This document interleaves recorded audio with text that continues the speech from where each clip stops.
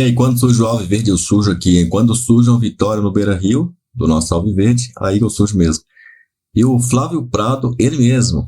Flávio Prado, que também, assim como o Sormani, tá sempre aí tirando onda com o Corinthians, comentou, analisou aí a vitória do Palmeiras no Beira-Rio, frente ao Internacional. O Palmeiras ganhou por 1-0 pelo Brasileirão. São 5 vitórias seguidas do Palmeiras. E a gente vai ver qual foi a opinião aí do Flávio Prado sobre essa vitória do Verdão. Vamos ver. O Richard Rios, para mim, foi disparadamente o melhor jogador em campo. Ele foi um cara que o tempo inteiro combateu, o tempo inteiro apareceu em todos os setores do campo, muito forte na marcação, criou a jogada do gol e, para mim, foi novamente o melhor jogador do time do Palmeiras. Com relação ao jogo, o jogo foi muito fraco, foi abaixo do que se esperava. Como todo mundo já falou aqui, eu concordo, são 2 dos favoritos ao título. Claro que como resultado foi maravilhoso para o Palmeiras, mas como futebol ficou muito a desejar. Nós tivemos praticamente só 2 lances interessantes numa partida entre Palmeiras e Internacional. Custo desses 2 times, o que se gastou para a montagem desses 2 times, não justifica um futebol tão pobre. O Palmeiras fez o gol, uma jogada bem trabalhada pelo Richard Rios na esquerda e o cruzamento para o Facundo Torres, que chegou livre e bateu. E depois o Ener Valencia sai na cara do gol, chuta cruzado, onde ali pesou a diferença de goleiro. Para mim, mais difícil era defender a bola que o Everton defendeu do Ener Valencia do que propriamente defender a bola do Facundo Torres. Então ali pesou também o fator goleiro. Como resultado, excelente, indiscutível. Como bola, faltou bola para os 2, que a gente reputa como 2 dos favoritos ao campeonato. E como favoritos ao campeonato, acho que eles tinham a obrigação de fazer coisa bem melhor do que eles fizeram, Pilhado. É o seguinte, ó, o Palmeiras ganha a 5ª partida consecutiva. A 5ª. Em 6 jogos, o Corinthians ganhou 1 jogo. Somente 1 jogo. Perdeu 3.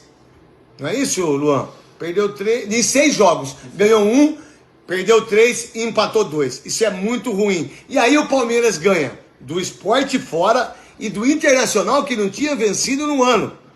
Que não tinha perdido no ano, melhor dizendo. Palmeiras vai lá no Beira-Rio, ganha de 1-0. Ganha 6 pontos dos 10 que tem, ganhou 6 fora de casa. Quem vai brigar pelo título? O Palmeiras. Por quê? Porque os caras correm, têm disposição. Dá uma olhada no time do Corinthians nos 2 últimos jogos. Tá de brincadeira. Parabéns, Abel Ferreira. Alô, galera do Palmeiras. Olha, meu palpite deu certinho, hein? Falei que o Palmeiras ia ganhar o jogo lá em Porto Alegre. Tava cismado que ganharia o jogo e venceu mesmo o Internacional. O jogo foi bem abaixo do que a gente esperava, principalmente o primeiro tempo, né? Não é que o Palmeiras tenha feito uma grande partida, mas soube jogar. No segundo tempo soube jogar. Achou um gol importante com o Facundo Torres e esse gol decidiu o jogo. Depois o Everton, quando foi acionado, acabou garantindo a vitória do Palmeiras por 1-0. Olha, 3 pontos importantíssimos. Sabe por quê? Que poucos irão tirar pontos do Internacional lá no Beira-Rio, em Porto Alegre. E o Palmeiras tira 3 pontos do Inter, traz 3 pontos para São Paulo, não é verdade? E com isso o Palmeiras vai, ficando aí no topo da tabela do Campeonato Brasileiro. Parabéns ao Verdão. Meu palpite deu certo, hein? Um abração. Paredão, e o 3º jogo consecutivo de baliza 0, hein? Feliz, acho que a equipe está vivendo um grande momento, não só defensivamente, mas também tem ganhado jogos consistentemente. Acho que feliz pela atuação, feliz pelo jogo, feliz pela vitória. E vamos seguir assim, acho que esse é sempre o nosso objetivo, é sair do jogo aí com baliza 0. E ali no finalzinho deu uma de porteiraço do Enem ali, salvou. Que lance, hein, Paredão? Acho que o jogo praticamente ali não tinha feito defesa durante o jogo, então é importante a concentração do início até o fim. Às vezes no último lance, na última bola você tem que trabalhar e acho que hoje eu fui feliz, consegui ajudar a equipe e acho que tá todo mundo de parabéns e vamos voltar para casa agora e descansar, que a nossa maratona é longa. Domingo já temos que ir ao Ceará para competir de novo e tentar sair com a vitória. Boa, vamos embora, parabéns.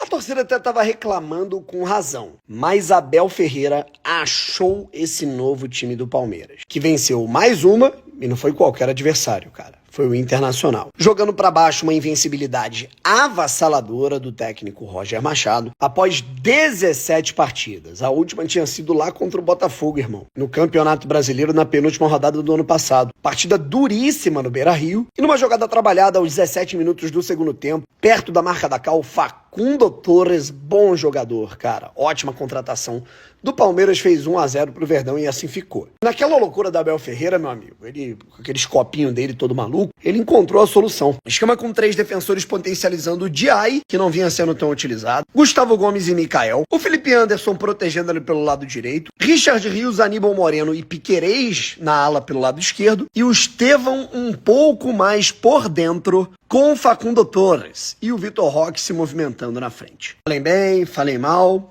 Abel Ferreira parece sempre conseguir encontrar soluções para o Palmeiras se manter competitivo e brigando, óbvio, pelo título brasileiro e por qualquer título que dispute. Com mais vitórias que o Palmeiras. O Inter é a asa negra ou a asa colorada do Palmeiras.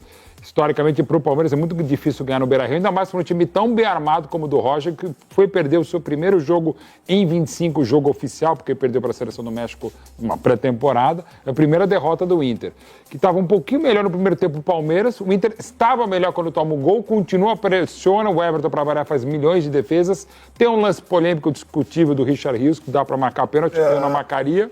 Não? Mas Achei não que não ia falar, marcaria. Para mim, não? Não, primeiro ele pega na bola. Não! Que não foi uma cena. Não, tá beija, porra! Não ouve! Você tá louco! Você tá louco! Pênalti claríssimo! Não acho claríssimo. Ô, gente, isso não é pênalti? Inclusive a Nadine comentou a mesma coisa que eu. Primeiro ele toca o Richard Rios na bola e depois toca. Dá pra você marcar. Vai lá, Roger. Vou te falar, morada. Beijo, isso aí não é pênalti, isso aí é uma cirurgia, tá? Isso não é pênalti? Isso aí não é pênalti, não. São 2 pênaltis.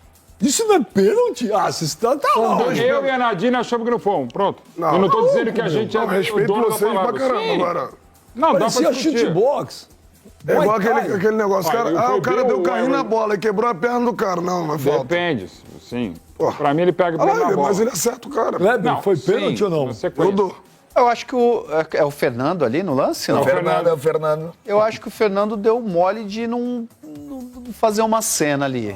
Eu acho que se ele faz, eu acho que o juiz daria pena. Presta atenção no que o Kleber falou. Eu tô concordando contigo que é pênalti. Pô. Mano, não foi pênalti? Veja, o Richard Rios, quando ele levanta o pé na altura que ele levantou, ele está sendo imprudente. Sim, se você encosta o pé no adversário com a altura que ele levantou da sola da chuteira, ainda vai pegando a sola na nuca do jogador do Inter, esse lance fora da área, o árbitro marcaria a falta. É capaz. E não existe falta que dentro da área é falta e fora da área não é. Falta é falta em qualquer lugar. Exato, então pra mim é pênalti. Ali ele tá vendo muito Daniel San. Pois é. Pênalti claro. Imagem aqui no posterior. Eu queria saber se vocês concordam. Eu sei que a vitória hoje do Mirassol sobre o Grêmio foi uma vitória absolutamente expressiva. É a primeira vitória do Mirassol na história da Série A do Campeonato Brasileiro. Foi sobre o Grêmio, uma goleada, derrubou o treinador, tem tudo isso. A gente pode até pescar em outras rodadas outros bons resultados, mas considerando as duas equipes, que a gente está imaginando que vão brigar pelo título, considerando a longa invencibilidade do Internacional, a dificuldade que é vencer o Internacional, para mim, a maior vitória de um clube sobre o outro nesses 39 jogos de Campeonato Brasileiro até agora. É um pouco subjetivo falar, claro, mas a gente tem que falar aqui. Mas se for pegar pelos dados, acho que o Mirassol vai ter mais que 3 vitórias no Campeonato Brasileiro, 3 ou mais. E eu não sei se 3 times vão ganhar do Inter dentro do Beira-Rio. Exatamente. E é o Inter que é adversário direto do Palmeiras, nessa briga pelas primeiras colocações. E é um Palmeiras que vinha muito questionado há 2 semanas atrás e emplaca agora uma terceira boa atuação. Uma segunda muito boa atuação e um terceiro jogo que eu acho que tem muito mais notícias boas do que ruins. Um Abel que em algum momento tinha gente no Allianz após jogo pedindo saída dele, que já deu, que não dá, que era uma enganação, que quem defende está maluco. Então, assim, é grande sim a vitória do Palmeiras. E o tanto de coisa que deu para ver nesse Palmeiras de hoje, que não necessariamente passa por bola no Estevão e resolve porque o menino é gênio. O que o Giai e o Felipe Anderson, no corredor que você pensa que é o Estevão que vai brigar, resolvem, é interessante. Você sustentar, sabe, um Inter em cima de você para tentar um empate, sabe? Você fazendo o Bernabéu, o ponto falho do Inter, entendeu? E poderia ter saído mais essa bola agora do Paulinho, né, que depois se viu que estava impedido. Então, assim, eu acho que é grande, sim, porque talvez pelo ineditismo não, mas pela pouca probabilidade de te ver isso ser repetido ao longo do campeonato. E pelo momento do Palmeiras, né? O Palmeiras está se reconstruindo. Sim. na era Abel é a maior dando reconstrução, resposta, né? Reconstrução de um ataque todo, essa questão do Felipe Anderson se achando pelo lado que todo mundo achava que ele tinha que jogar mesmo, essa variação que o Pedro falou em relação a não ser só bola no Estevão. Eu acho que teve 2 jogos-chave nesse campeonato. Até aqui o maior resultado tinha sido o empate do Inter com o Flamengo no Maracanã. Por essa questão de quem está brigando com quem dos grandes. Agora é uma vitória enorme. O Inter era o maior invicto do mundo, de todas as ligas. O Inter não tinha perdido esse ano. O Inter perdeu um amistoso lá para a seleção do México, que você não conta.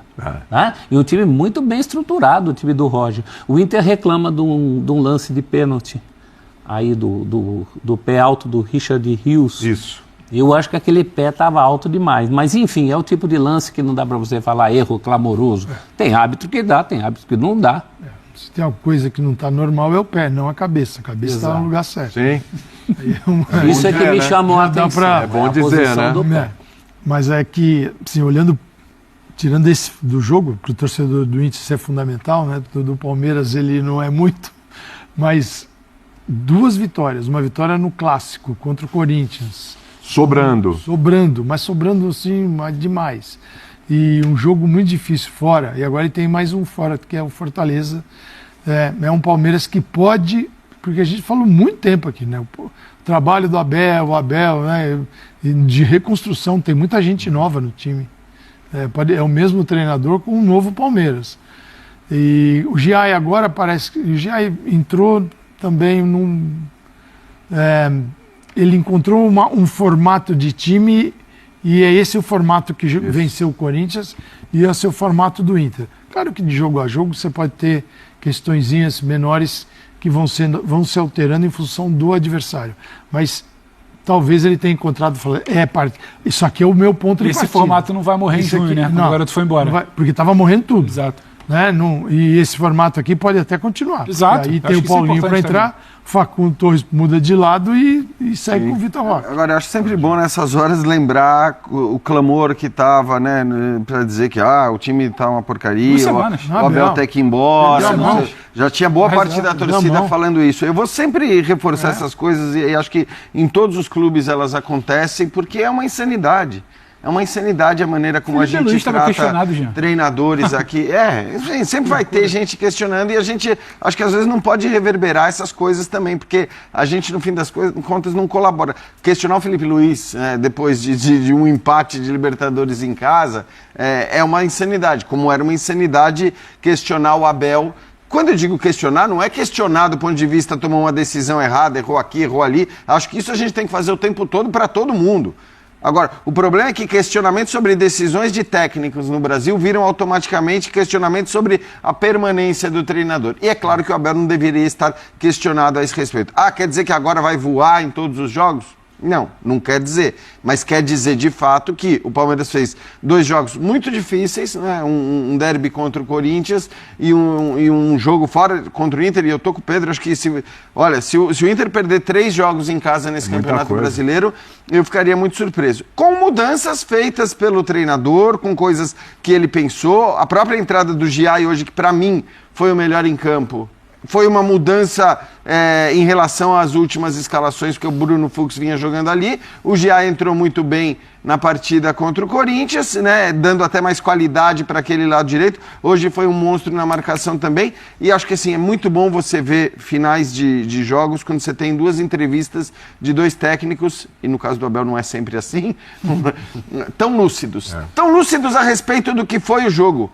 Porque os 2 acho que descreveram exatamente, né? O Palmeiras superior no primeiro tempo, muito bem encaixada a marcação. O Inter ficava com a bola, mas não passava ali de uma última linha, não conseguia produzir absolutamente nada. E o Palmeiras sim conseguia produzir, né? Ainda que saindo em transição mais rápida. Começa o segundo tempo completamente diferente. O Inter pressionando bastante, né? Acho que foi um momento de maior pressão de alguém no jogo, foi o início do segundo tempo. E aí, como disse o Roger, acho que assim, é um detalhe, né? A falha do Bernabé, porque para mim ele falha também nessa... Ele tinha tudo para, pelo menos, jogar a bola para fora e acaba falhando, permitindo que o Richard Rios ganhasse a disputa, cruzasse. O Facundo até demora, né? Para finalizar, foi muita frieza mesmo. e acaba fazendo um gol. Eu acho que, assim, pelo primeiro tempo o Palmeiras foi melhor, o segundo tempo o Inter era melhor no momento em que sofre esse gol. E depois o Palmeiras recua bastante, né? Mas o Inter não conseguiu criar grandes chances, exceção feita uma grande defesa do Everton. Sim, no finalzinho do jogo é bom ressaltar também. O Inter agora vai para o Grenal com derrota e o Grêmio vai para o Grenal com goleada sofrida e sem treinador, hein? Só um detalhe, que a torcida do Inter acabou, e acho que essa é a postura para um time que perdeu seu primeiro jogo no ano e que vai disputar um Grenal agora, acabou o jogo, vitória do Palmeiras, a torcida do Inter aplaudindo o seu time, até porque sabe que no final de semana... Isso diz muito sobre a tua pergunta. E o impacto pro Clássico? Tá, então, Flávio Prado, a imprensa já oriçada aí com o Palmeiras, desesperados aí, vendo o Verdão voltando, hein? O Verdão que ganhou aí do time do Corinthians muito bem, parecia o Palmeiras de 2022, e contra o Inter parecia o Palmeiras de 2021. Quem não vai lembrar de algum jogo que a gente ganhava ali na marra, algum jogo que tecnicamente não era aquele super Palmeiras, que também não impunha aquele super ritmo, não ficava em cima o tempo inteiro, mas que ganhava. Metia um gol e tal, recuava o time ali. É o time da Abel Ferreira ali voltando às origens, cara. A gente tá vendo um downgrade aí, digamos, de estilo, né? De 2024 para 2021, passamos já por 2022. Se bobear, se você olhar os jogos anteriores, se bobear o Cerro Porteño foi estilo 2023, né? Pareceu mesmo. Até porque a diferença não foi tanto assim, né? E talvez o Sport tenha sido estilo meio que 2024 ali, que também já não tava aquela Brastemp, né? Então, do Corinthians para cá, a gente tá reduzindo. É capaz que o jogo contra o Fortaleza, que parece que vai ser lá, se eu não estou enganado, é o Fortaleza próximo, no fim de semana, né, no weekend. Então é provável que a gente jogue igual a 2020, ou seja, vai ser ainda mais suado do que foi contra o Inter, tá? Vai ser jogo ali para uma bola vadia ali, a gente ganhar o jogo. Retranca e ganhar o jogo. O negócio é ganhar pontos aí, ser campeão. Concorda comigo ou não? Essa que é a grande verdade, né? Bom, se você gostou, manda aqui o seu comentário, se você concorda comigo, se você discorda, coloca aí. Agora, o importante é ganhar os jogos, fazer ponto, ou você quer que o Palmeiras joga bonito também, dá show, dá espetáculo? Também espetáculo, show, e agora é uma questão ainda mais do jeito que a gente tá aí, né? Precisando ganhar alguma coisa esse ano. Agora vale tudo pra ganhar um campeonato. Não quero nem saber de jogar bonito, se dane jogar bonito, cara. Deixa o Flamengo jogar bonito e os canecos ficar pra nós. Eles ficam com o jogo bonito e o cheirinho, e a gente fica com o jogo feio e as taças. Acho que tá de bom tamanho desse jeito aí. Você pode jogar bonito o ano inteiro, desde que a gente ganhe os troféus. Vejo você no próximo vídeo. É claro que você já deixou o seu like, já comentou aqui embaixo. Então, avante. Palestra.